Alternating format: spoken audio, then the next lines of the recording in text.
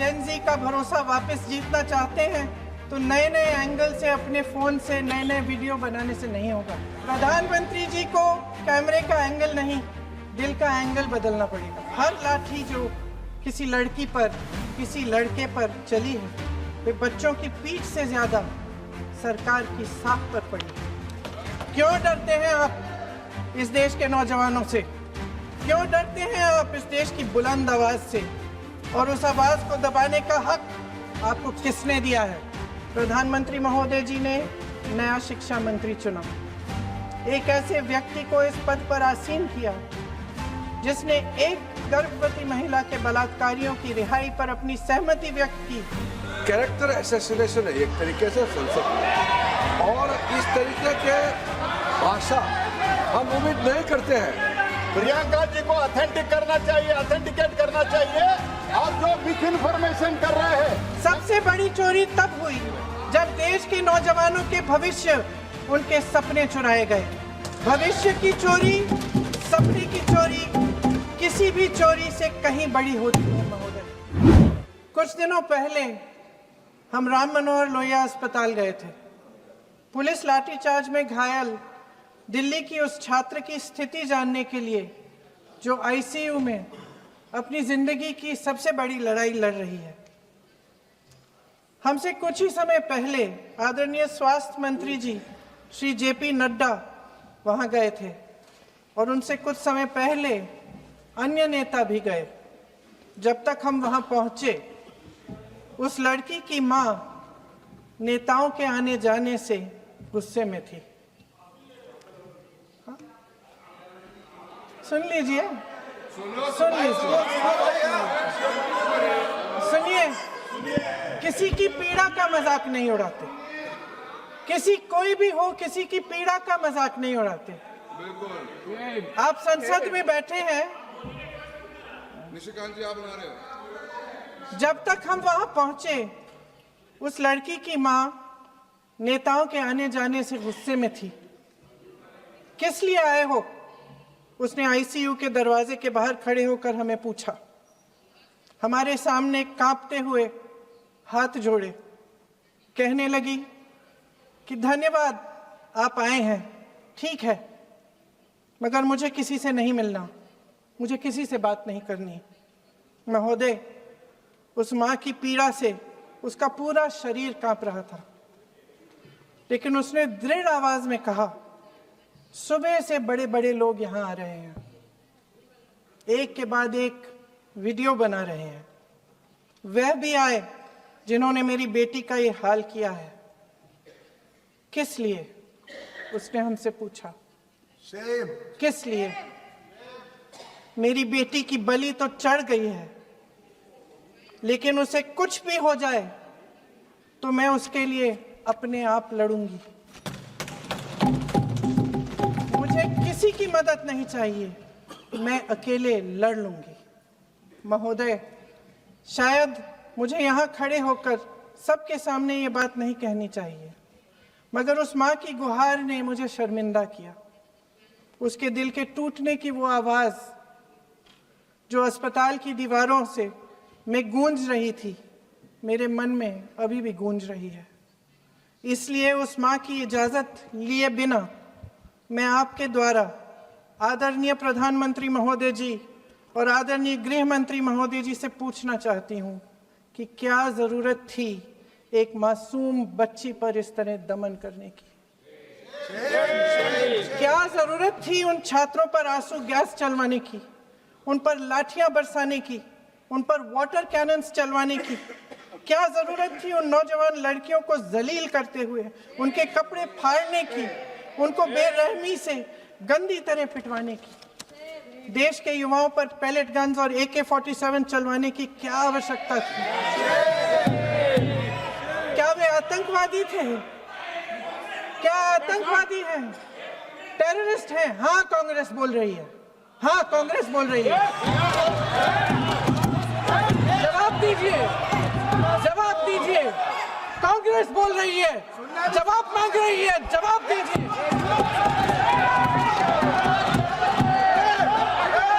कौन जवाब देगा? कौन जवाब देगा? गृह प्रधानमंत्री जी जवाब देंगे? किसने ऑर्डर दिया? किसने ऑर्डर दिया पैलेट गन्स चलाने के लिए? किसने ऑर्डर दिया? आपके माध्यम से मैं पूछती हूं अध्यक्ष महोदय, किसने ऑर्डर दिया? प्रधानमंत्री जी ने दिया? गृह मंत्री जी ने दिया? जवाब देंगे? पूरा देश पूछ रहा है, सिर्फ कांग्रेस पार्टी नहीं पूछ रही है, पूरा देश पूछ रहा है। अध्यक्ष महोदय, देश के माता पिता पूछ रहे हैं, छात्र पूछ रहे हैं, अध्यापक पूछ रहे हैं, पूरा देश आज ये पूछ रहा है। और आपकी जिम्मेदारी बनती है कि आप इस सवाल का जवाब दें। क्यों डरते हैं आप इस देश के नौजवानों से? क्यों डरते हैं आप इस देश की बुलंद आवाज से? और उस आवाज को दबाने का हक आपको किसने दिया है? महोदय, ये सदन यहाँ बैठे हुए सांसदों की जागीर नहीं है, ये इस देश की अमानत है। यहाँ बैठे हम सब इस देश की जनता, इस देश के युवाओं, बुजुर्गों, गरीबों, अमीरों और सब धर्मों, सब वर्गों के देशवासियों के सेवक हैं। हम उनके प्रतिनिधि हैं और ये सत्ता हमें उन्होंने ही दी है। इस देश का संविधान हमारी सर आंखों पे, इस देश का लोकतंत्र सर्वोपरि है, इसे ध्वस्त करना पाप है। यह करोड़ों जनता हमसे सिर्फ एक चीज मांगती है, जवाबदेही। इंग्लिश में इसे अकाउंटेबिलिटी कहते हैं। हमें सत्ता देकर, हमें यहां तक लाकर सिर्फ उसकी ये गुहार है कि जो हम करें उसकी भलाई के लिए करें, और अगर उनके साथ अन्याय हो तो हम उनके प्रति जवाबदेह बने और उन्हें न्याय दिलवाएं। पिछले दिनों हजारों बच्चे सड़क पर उतरे, उन्होंने अपनी पीड़ा व्यक्त की। गांधी जी के दिखाए हुए रास्ते पर अहिंसा और सत्य को अपने दिलों में रखते हुए, गाते, मुस्कुराते हुए शांतिपूर्वक प्रदर्शन किया। लोकतंत्र के सबसे पवित्र सिद्धांत के तहत उन्होंने अपनी आवाज उठाने का अधिकार कायम किया। ये उस भारत के बच्चे हैं जो गांव में रहते हैं, जो महानगरों में रहते हैं, जो छोटे कस्बों में, छोटे शहरों में रहते हैं, जहां माँ अपने गहने बेच देती है, पिता अपनी जमीन गिरवी रख देता है, एक परिवार अपनी पूरी जिंदगी की कमाई बच्चे के सपने पर खर्च देता है। और अब उन्हीं बच्चों को लगने लगा है कि आज इस देश में मेहनत से ज्यादा बेईमानी मायने रखती है, मेरिट से ज्यादा पैसा मायने रखता है। तब सिर्फ एक छात्र नहीं हारता, उम्मीद हारती है। इन परेशान बच्चों ने अपनी उम्मीदें आपसे साझा की। उनकी मांगे क्या थी? कि पेपर लीक करके उनके साथ जो बार बार अन्याय किया जा रहा है उस पर कार्रवाई की जाए, कि जो सिस्टम उनके भविष्य को कुचल रहा है उसे सुधारा जाए, कि जो माफिया उन्हें घेरे हुए है उसे हटाया जाए, कि जिस मंत्री के कार्यकाल में यह सब हुआ वह इस्तीफा दे, कि उन पर बर्बरता करने वालों पर कार्रवाई की जाए और उसके लिए माफी मांगी जाए। बस यही उनकी मांग थी ना, कि जो शिक्षा और स्वतंत्र अभिव्यक्ति का अधिकार उन्हें संविधान ने दिया है उसे कायम रखा जाए। महोदय, हमारे एजुकेशन सिस्टम में कुछ समय से बहुत खामियां भर चुकी हैं। बच्चों पे जो प्रेशर डाला जाता है उसकी वजह से सैकड़ों बच्चों ने आत्महत्या कर डाली है। उससे भी ज्यादा बच्चे डिप्रेशन में डूब रहे हैं। परिवारों पर बच्चों को पढ़ाने लिखाने के लिए घूस, capitation fees, tuition fees, coaching fees आदि के घिनौने दबाव हैं। लोन लेने पड़ते हैं, सामान बेचना पड़ता है और उसके बावजूद कोई गारंटी नहीं कि उनके बच्चों के भविष्य मजबूत बन पाएंगे, क्योंकि बेरोजगारी चरम पे है। इस सरकार ने रोजगार पैदा करने वाले सभी सेक्टर्स को लगातार कमजोर किया। एग्जामिनेशन सिस्टम खुद फेल हो गया है। पिछले दशक में 152 पेपर लीक हुए, 750 करोड़ छात्र प्रभावित हुए, मगर एक भी दोषी, एक भी माफिया को सजा नहीं।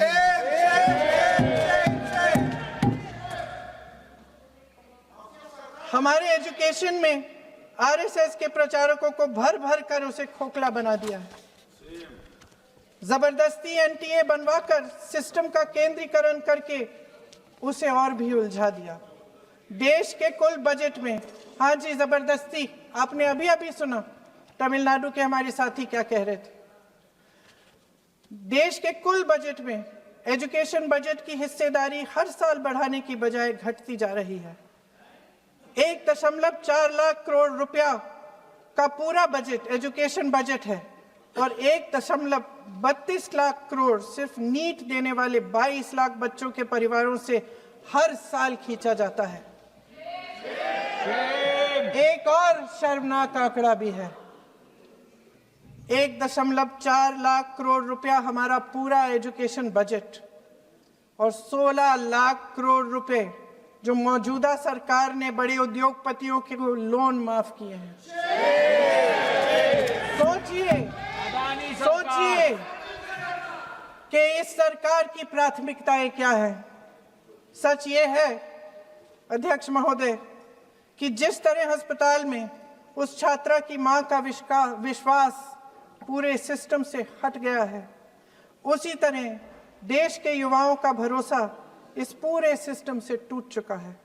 और जब इस तरह देश के भविष्य हमारे युवा निराश होकर सरकार और सिस्टम से अपना भरोसा हटा देते हैं, तो उस भरोसे को फिर से बनाने के लिए सिस्टम के अंदर से जवाब नहीं ढूंढा जा सकता, उसके दायरे से बाहर निकलना पड़ता है, नए सिरे से ठोस प्रयास करने पड़ते हैं। अफसोस की बात यह है अध्यक्ष महोदय कि इतना हो जाने के बाद भी आदरणीय प्रधानमंत्री महोदय जी और उनके साथी इस सच्चाई को समझ नहीं पा रहे हैं।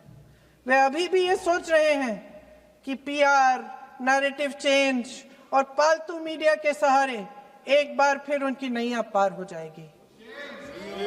परसों शिक्षा मंत्री जी ने शर्मनाक परिस्थितियों में अपना इस्तीफा दिया और कल यहीं मकर द्वार पर मेरे सत्ता पक्ष के सांसदों ने जिंदाबाद के नारे चिल्लाते हुए उनका संसद में ऐसे स्वागत किया जैसे मानो कोई सुपरस्टार पहुंच गए हैं। विडंबना देखिए महोदय, जब भूतपूर्व शिक्षा मंत्री को मुकुट पहनाया जा रहा था, स्वागत हो रहा था उनका, तब महाराष्ट्र में एक परिवार पेपर लीक पीड़ित अपनी बेटी की आत्महत्या का शोक मना रहा था। आपकी सरकार ने देश के करोड़ों छात्रों को क्या संदेश दिया? आपको किस बात का गौरव है, किस बात का अभिमान है? ये कौन सा अहंकार है? जहां आंखों में शर्म होनी चाहिए वहां बेशर्मी और स्वागत के नगाड़े बजाए रह रहे हैं। एक तरफ मातम है, दुख है, यहां फूल माला डाल रहे हैं। कोई आप पर कैसे यकीन करे? प्रधानमंत्री महोदय जी ने नया शिक्षा मंत्री चुना, एक ऐसे व्यक्ति को इस पद पर आसीन किया जिसने एक गर्भवती महिला के बलात्कारियों की रिहाई पर अपनी सहमति व्यक्त की, खुशी जताई। देश की करोड़ों लड़कियों को प्रधानमंत्री जी ने इससे क्या संदेश दिया? सर, अखबारों में है, अखबार में नहीं। मेरा कुछ भी बोल के चले जाते हैं क्या? अरे ये तो कैसा क्या है इनके पास? ऐसा ही कोई आरोप लगा दीजिएगा। कोई नियम कानून नहीं है।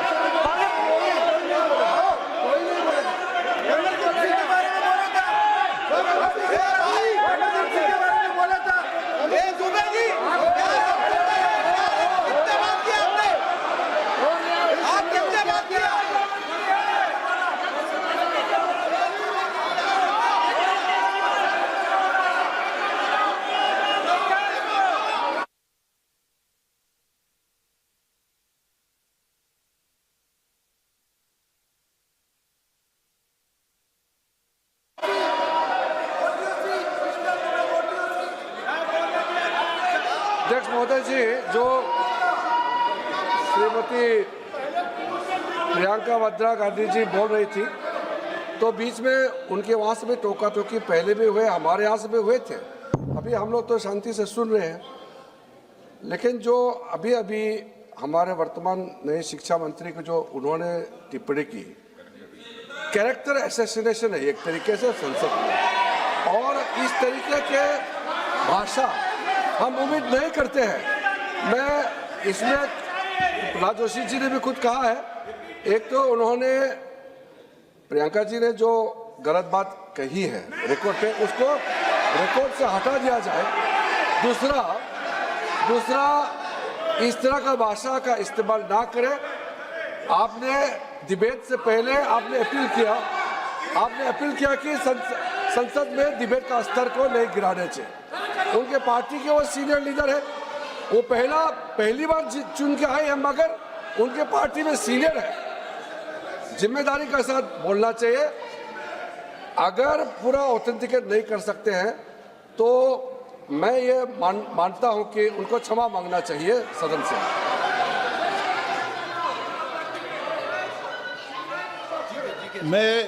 मेरा मत ये है, सदन के अंदर ये सदन सर्वोच्च लोकतांत्रिक संस्था का सदन है। इसका एक एक शब्द हमेशा रिकॉर्ड में रहता है। मैं माननीय सदस्य से आग्रह करूंगा कि बिना तथ्यों के हमें इस तरीके के सदन के पटल पर बात नहीं होनी चाहिए।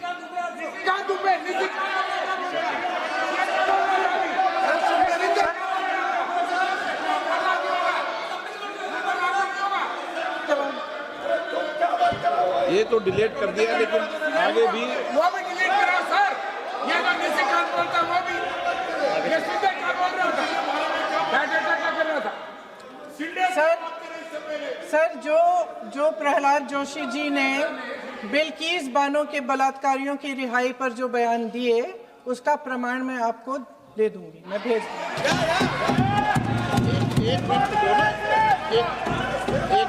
मैं ऑथेंटिकेट कर लूंगा। स्पीकर का डायरेक्शन 115, उनको पहले ऑथेंटिकेट करने कहिए सर।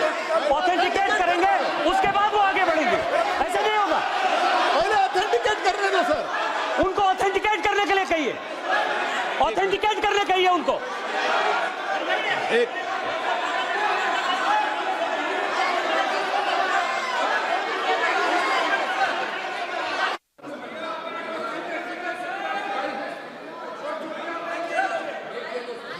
आप उनको बोलने दो, आप मत करो डिस्टर्ब। मैं एक विषय बता दूं, एक मिनट बताऊं। नियम 353 के अंदर फिर मैं एक बार स्पष्ट कर दूं, किसी भी सदस्य द्वारा किसी भी व्यक्ति के विरुद्ध मानहानि या अभियोगात्मक प्रकृति का कोई आरोप नहीं लगाया जाएगा जब तक कि सदस्य ने अध्यक्ष और संबंधित मंत्री को पर्याप्त अग्रिम सूचना नहीं दे दी हो। यह व्यवस्था है।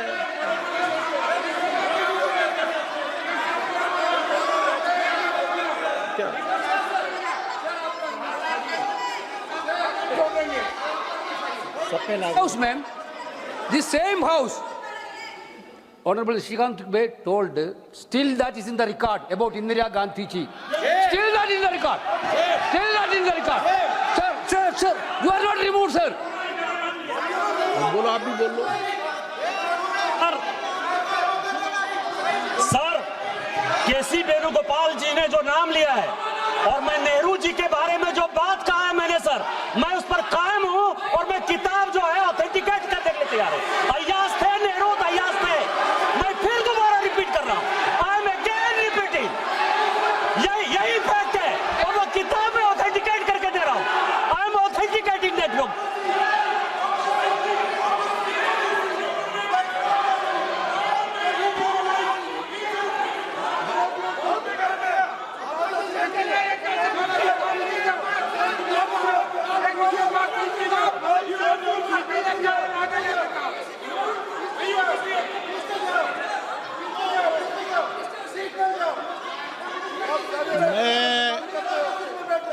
मैं जब आसन पर होता हूं, जो मैं व्यवस्था देता हूं, चाहे सत्ता पक्ष हो या प्रतिपक्ष हो, मैं समान व्यवस्था देता हूं।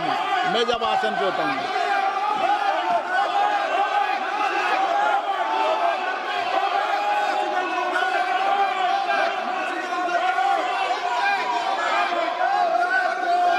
प्लीज बोलने दो आप।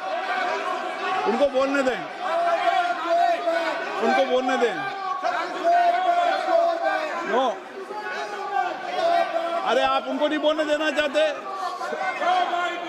चलिए चलिए, 114 प्लीज प्लीज चाहिए। Sir sir sir, Priyanka ji को ऑथेंटिक करना चाहिए, ऑथेंटिकेट करना चाहिए। और जो मिस इन्फॉर्मेशन कर रहे हैं, नहीं तो मिस इन्फॉर्मेशन के लिए कार्रवाई करना चाहिए सर। एक है कुछ भी बोल के चल सकते हैं क्या? और procedure for the minister the correcting the mistake 114 में अगर वो आपने जो रूल का जिक्र किया 353 में, मुझे कोई नोटिस नहीं दिया है, मैं इधर प्रेजेंट हूँ और मैंने ऐसे कैसे बिना ऑथेंटिकेशन बोल सकते, मुझे बिना नोटिस दिए हुए। इसलिए मैं इसको खंडन करता हूँ और उसको एक्सपेल करना चाहिए और उनको माफी मांगना चाहिए।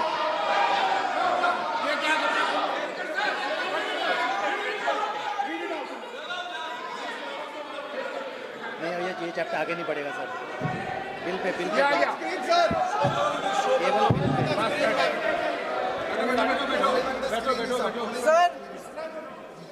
Sir here is a newspaper माननीय आर्टिकल। सदस्य,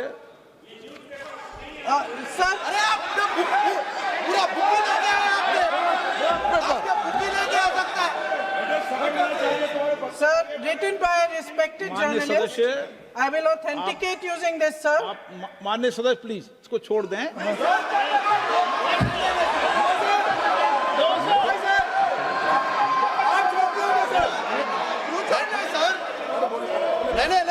बात सर, सर अगर जोशी जी अपने बयान का इस खंडन कर विधेयक रहे पर ही हैं क्या? चर्चा होगी।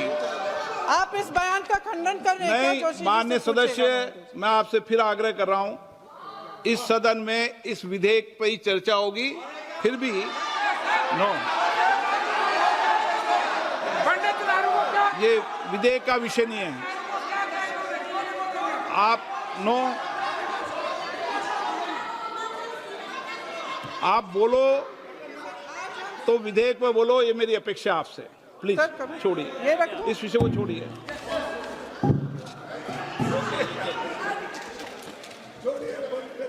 आज हम सदन पटल पर एक ऐसे विधेयक में संशोधन पर डिबेट कर रहे हैं जो 2024 में पारित हो चुका था और इसमें मुख्य संशोधन यही है कि पेपर लीक के अन्य अपराधों के लिए सजा बढ़ाई जाएगी।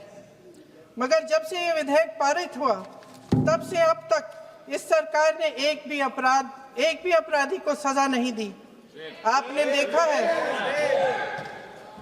आपने देखा है कि कल और परसों से फेस रिकॉग्निशन द्वारा प्रदर्शन करने वाले बच्चों के नाम और पते सार्वजनिक किए जा रहे हैं,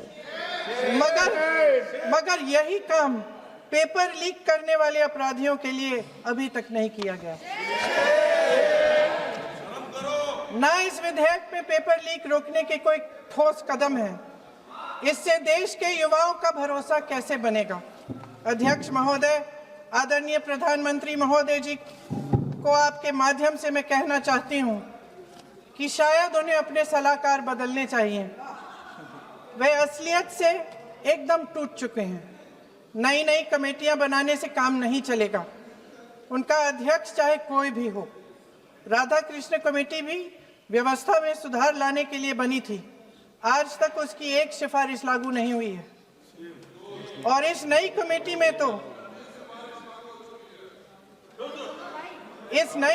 में तो एक एक्स-आईबी चीफ,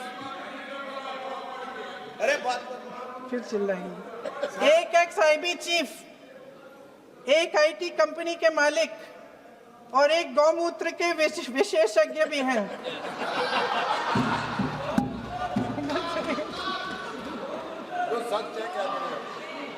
इन्हें शिक्षा के बारे में क्या पता जी? सर सच है। आप आज मेरे से नाराज हो रहे हैं। मन मुस्कुरा लीजिए। उनको आपने भी चुनाव लड़ा।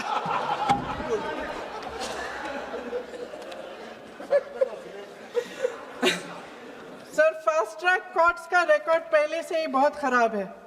वैसे भी कल की सुनवाई में सीबीआई का वकील पेश ही नहीं हुआ। संसद में विपक्ष को दोषी ठहराने से, खोखले राजनीतिक खेल खेलने से काम नहीं चलेगा। आप जेन जी का भरोसा वापस जीतना चाहते हैं तो नए नए एंगल से, अपने फोन से नए नए वीडियो बनाने से नहीं होगा।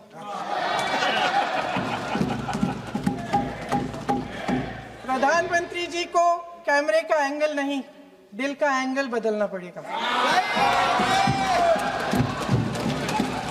ये जेनरेशन जागरूक है, समझता है, झूठ पहचानने की उसकी अपार क्षमता है। इनका दिल और दिमाग जीतने के लिए आपको सच्चाई पर उतरना पड़ेगा।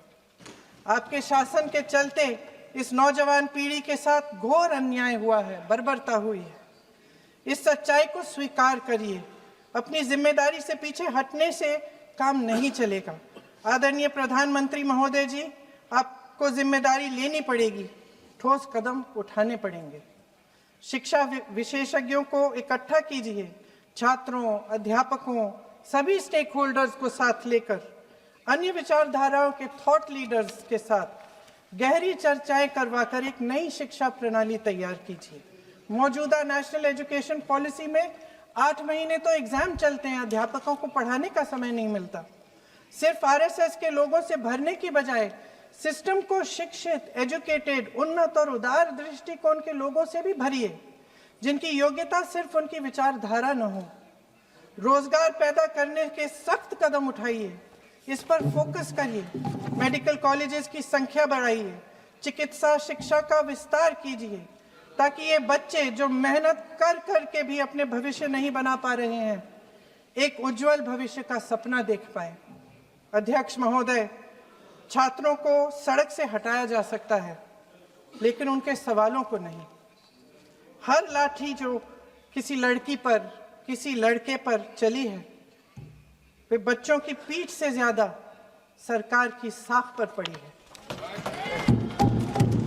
देश के नौजवान न्याय मांग रहे हैं, भीख नहीं। वे यहाँ सरकार गिराने नहीं, अपना भरोसा बचाने के लिए आए थे। अध्यक्ष महोदय, आपके माध्यम से मैं सरकार को कहना चाहती हूँ, अपनी साख बचाइए, अपनी नीयत ठीक करिए, अपनी अकड़ का इलाज कीजिए, अपने वादों पर अमल कीजिए। आपके शासन में हमने बड़ी बड़ी चोरियां देखी हैं। चुनाव में वोटों की चोरी, राम मंदिर में चंदा की चोरी, आपके उद्योगपति मित्रों द्वारा देश की संपत्ति की चोरी, किसानों की जमीन की चोरी, लेकिन सबसे बड़ी चोरी, हाँ ठीक है, सबसे बड़ी चोरी तब हुई। कहिए, बोलिए।